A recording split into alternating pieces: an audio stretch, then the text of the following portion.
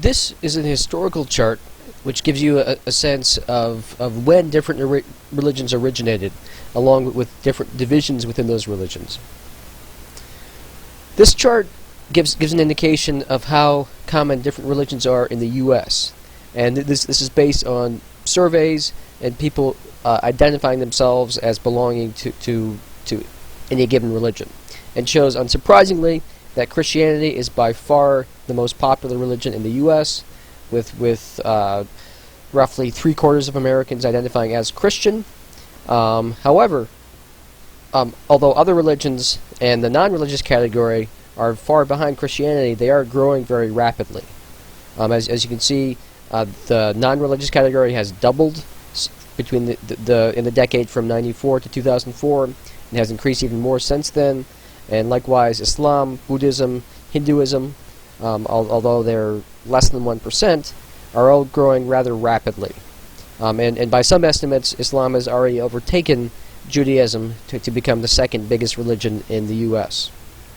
Then there's a variety of other traditions which are even smaller, but again, are some of which are growing rapidly, primarily because of immigration, but also in some cases because of conversion. Now I want to talk about the question of which religion is right. And this is a quote from the ancient Greek historian Herodotus, which suggests that if people were given the opportunity of choosing among all the nations of the world which belief they thought was best, they would inevitably choose their own. And this more recent quote from Mark Twain makes the same point, that Muslims are Muslim because they are born and reared among the sect, not because they have thought it out and can furnish sound reasons for being Muslims. Similar, that's why Catholics are Catholics, Mormons are Mormons, etc. It is a matter of association and sympathy, not reasoning and examination. In other words, our religion is by and large determined by where we're born and how we're raised. And that's overwhelmingly true. There are people who convert to other religions, but by and large, you remain in or end up rejecting the religion that you're born into. And this is another quote from John Hick, which makes a similar argument in slightly greater detail, and also makes the point that people in other religions have as profound of an experience in their faith as Christians do in theirs.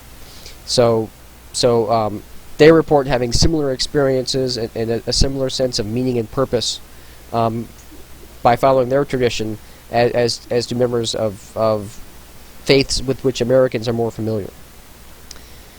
This leads us to the concept of a worldview.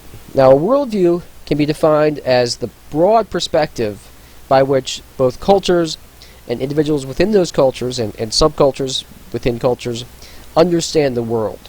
So in essence, they're sort of like the glasses, the lenses through which we interpret our experiences.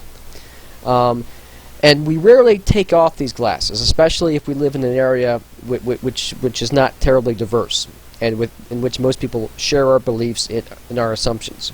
And we tend to take for granted all this broad set of presuppositions and beliefs and ideas, and fail to recognize that it is in fact a worldview, that other people have different sorts of worldviews and different ways of understanding what happens to them, their experiences, the nature of life, etc., etc.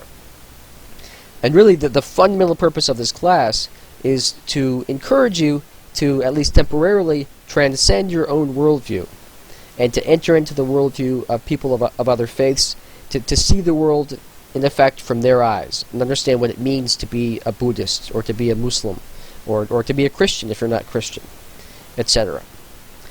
And a worldview can be defined by answering 4 basic questions.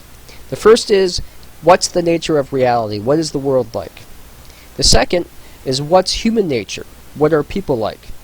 The third is a diagnosis, an identification of a problem, of what's wrong with the world. And the fourth, in response to the third, is a prescription for a cure. How do we solve the problem that is faced by the world? Or how does God or the God solve the problem for us? And in many ways, too, the definition of the problem derives from the answer to the second question, human nature. Human nature is in fact the problem, and is what the religion is intended to help fix.